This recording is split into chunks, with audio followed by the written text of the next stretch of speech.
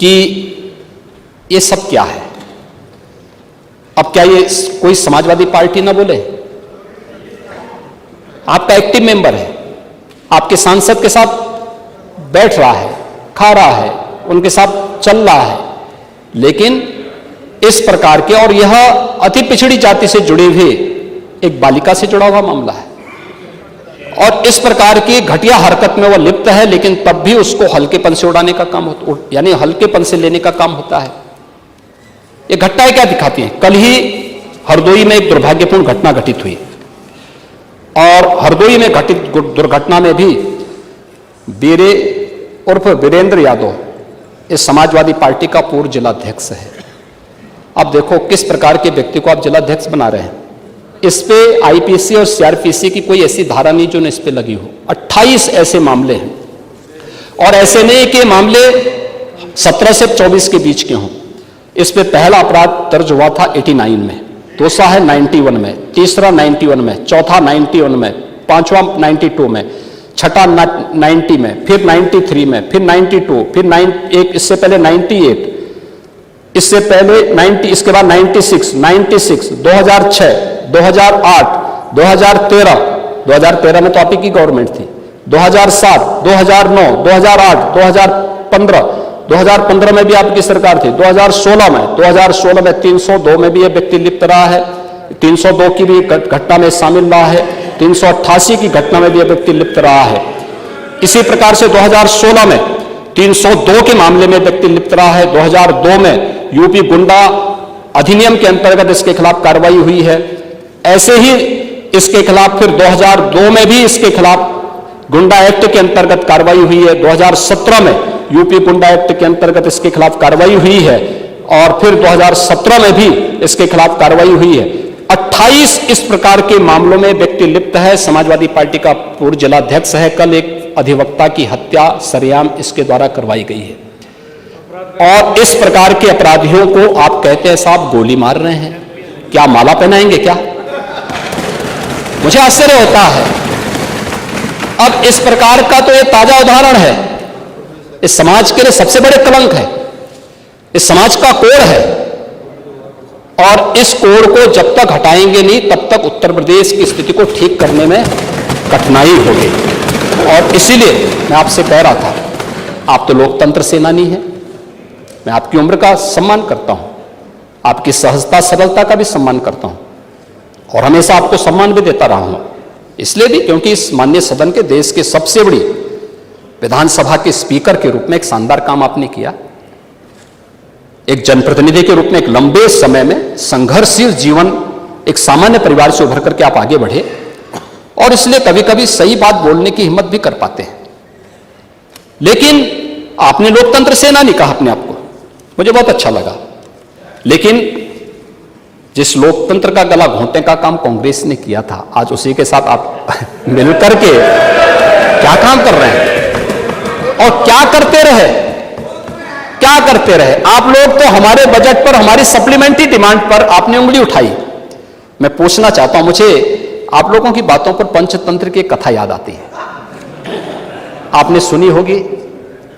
4 ठग थे, एक किसान एक बकरी लेकर के जा रहा था, तो चारों ठगों ने कहा कि इस किसान से बकरी कैसे ली जाए।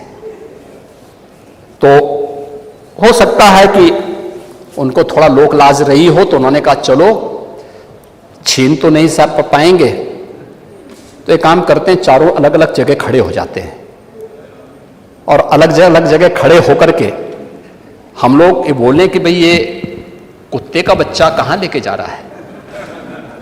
तो एक वो किसान बेचारा अपनी बकरी के बच्चे को कंधे में रख करके लेके जा रहा है, तो पहले ठग के पास से गुजरता तो बोलता, अरे काका ये सब क्या ले जा रहा है, ये कुत्ते के बच्चे को अपने कंधे में लेके क्या जा रहा है।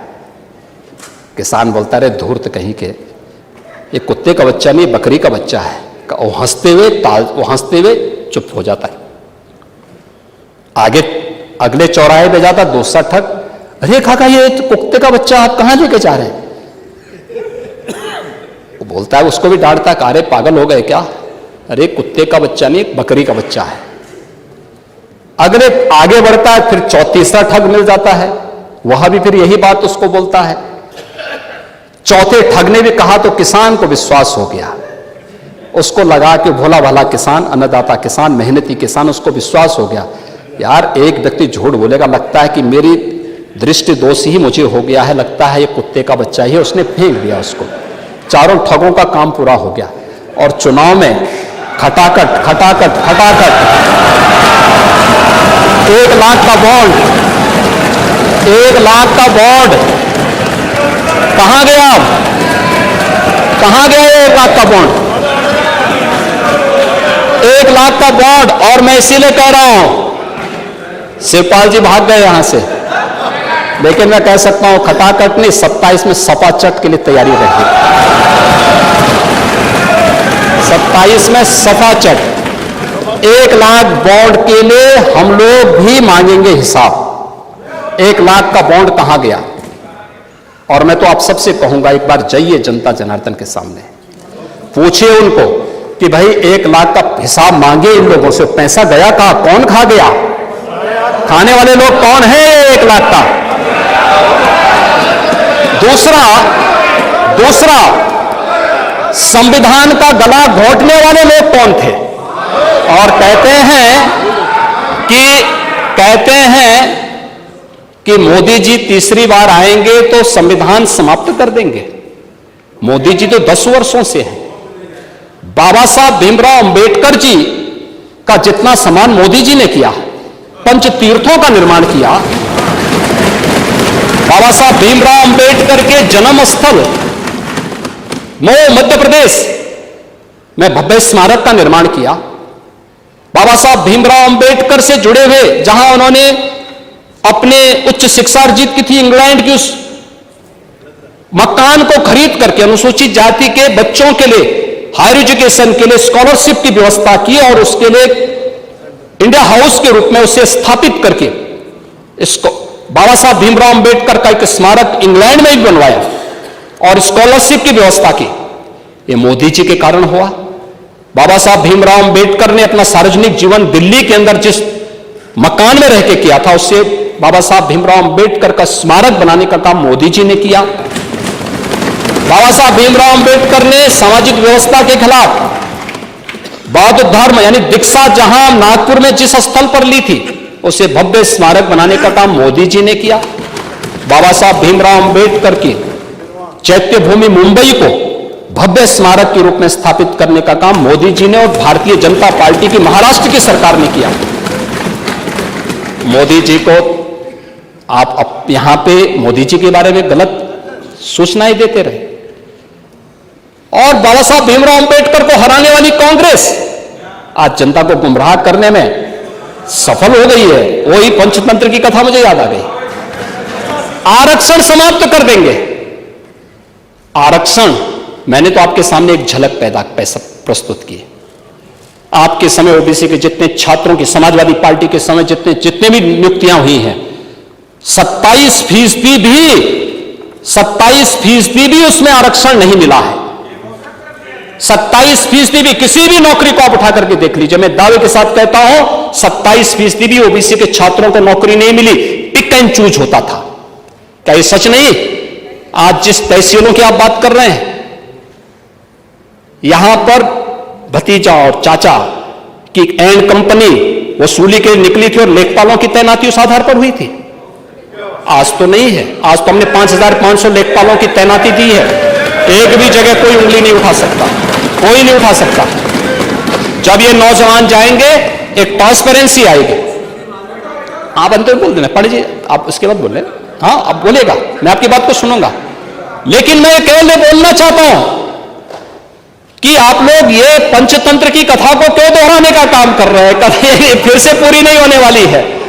याद रखना, हमारी सरकार में मैंने लोक सेवा आयोग के आंकड़े आपको दिए हैं और मैं फिर दावा ठोक करके बोलता हूं, 27% नहीं, हमारी सरकार में जो तैनाती हुई, नियुक्तियां हुई हैं, किसी भी पद पर हुई हैं, SC, ST, OBC कि अगर आप नियुक्तियों की बात करते हैं, मैं कहता हूं ये 50% नहीं, 60% से अधिक नियुक्तियां प्रदेश के अंदर हुई। 60% से अधिक नियुक्तियां हर एक स्तर पर हमने की हैं और ये सुनिश्चित किया है एक प्रदेश के किसी नौजवान के साथ धोखा नहीं होना चाहिए। धोखा कोई करेगा उसकी नौकरी को उसी दिन हम लोग लेने का काम करते हैं। जेल के अंदर पूरी निर्ममता के साथ उसको ठूसने में भी कोई कोताही नहीं बरतते। आपको बुलडोजर से डर लगता है, लेकिन ये निर्दोष के लिए नहीं है, उन्हीं अपराधियों के लिए है जो प्रदेश के नौजवानों के भविष्य के साथ खिलवाड़ करते हैं, जो प्रदेश के व्यापारी और बेटी की सुरक्षा में सेंध लगाने का काम करते हैं, जो प्रदेश के अंदर अराजकता पैदा करके सामान्य लोगों का जीना हराम करते हैं। मेरा दायित्व तो बनता, मैं यहां नौकरी करने नहीं आया हूं, कतई नहीं। मैं यहां पे इस बात के लिए आया हूं कि अगर वो करेगा तो भुगतेगा भी फिर, और इसीलिए मैं यहां पे आया हूं कि हम लोग उससे लड़ेंगे। ये लड़ाई हमारी सामान्य लड़ाई नहीं है, ये प्रतिष्ठा की लड़ाई भी नहीं है। मुझे प्रतिष्ठा प्राप्त करनी होती तो मुझसे से ज्यादा प्रतिष्ठा अपने मठ में मिल जाती है, कोई आवश्यकता नहीं मेरे लिए। लेकिन इस प्रकार के गुमराह भरे तथ्यों को लेकर क्या बातें हैं आप लोग बोलते हैं, इस प्रकार के अनावश्यक बातों की तरफ आप ध्यान आकर आप इस प्रकार की चर्चाएं करते हैं। लेकिन मैं कहना चाहूंगा, और अंत में मैं केवल एक ही बात कहना चाहूंगा, एक काट की हंडिया बार बार नहीं चढ़ने वाली है, तो उसका समय पूरा हो गया है, पूरा हो गया है, अब नहीं चलने वाला है। और इसीलिए हम लोग तो इस बात के पक्षधर हैं, और वह ये मैं फिर भी आपसे आप लोगों से कहूंगा, आपसे नहीं, आप तो बड़े बुजुर्ग हैं, वयोवृद्ध हैं, पूरे मैं दोनों पक्षों से कहूंगा कि पांडे जी जैसे लोगों को सम्मान मिलना ही चाहिए, क्योंकि वो पीढ़ी लगभग अपने ढलान की तरफ है और मुझे लगता है उन्हें हर प्रकार का सम्मान मिलना चाहिए। लेकिन हम लोग जो भी योजना बनाते हैं यह धरती पर पांव रख करके बनाते हैं, व्यवहारिक जगत का। मैं आपकी बात को इसलिए सुन रहा था, मैंने एक भी बार आपको डिस्टर्ब इसलिए नहीं किया क्योंकि मैं जानता था कि आप जमीन पर रह करके सारी बातों को यहां व्यवहारिक स्तर पर बोलते हैं। और इसीलिए मैं कहूंगा कि एक पांव, जो अटल जी ने कहा था, एक पांव धरती पर रखकर ही बावन भगवान ने आकाश पाताल को जीता था। धरती ही धारण धर करती है, कोई इस पर भार न बने, मिथ्या अभिमान से न तने। मुझे लगता है गलतफहमी नहीं होनी चाहिए समाजवादी पार्टी या कांग्रेस को कि वह बार बार खटाखट जैसी योजना के माध्यम से जनता को धोखा दे सकें। लेकिन मैं आपसे कह सकता हूं, यह सरकार चलेगी, मजबूती के साथ चलेगी, प्रदेश के अंदर ट्रांसफॉर्म करने के अपने अभियान को आगे बढ़ाएगी। प्रदेश के अंदर खिलवाड़ करने की किसी को जरूरत नहीं होगी। और कल की जो गोमती नगर की घटना है,